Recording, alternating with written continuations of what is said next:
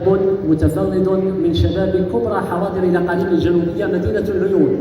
إنه إمام أحد مساجد الدار البيضاء يحيى الحلاوي، صاحب أول ختمة للقرآن الكريم بالطريقة الحسانية.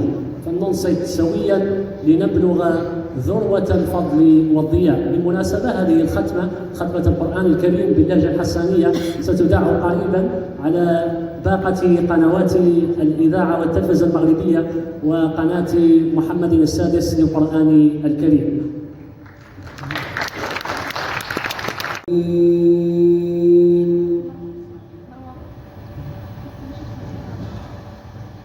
يا أيها الذين آمنوا اتقوا الله ولتنظر نفس ما قدمت لغد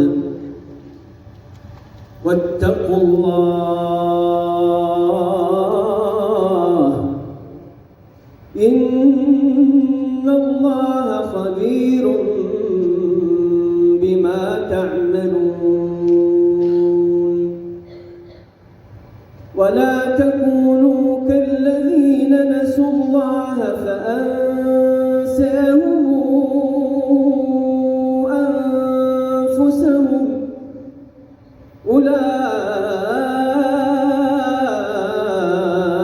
أولئك هم الفاسقون.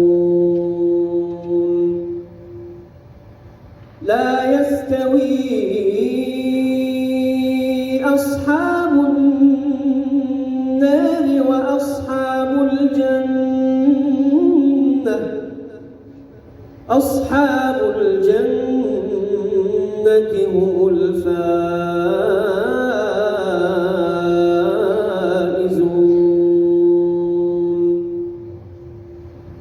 لو أنزلنا هذا القرآن على جبل لرأيته خاشعا متصدعا من خشية الله.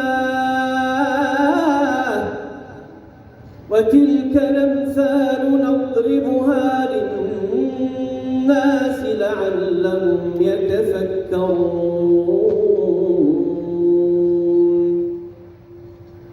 هو الله الذي لا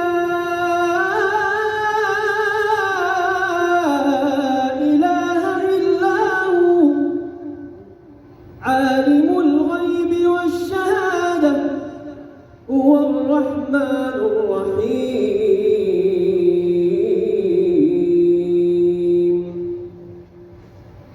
هو الله الذي لا إله إلا هو الملك القدوس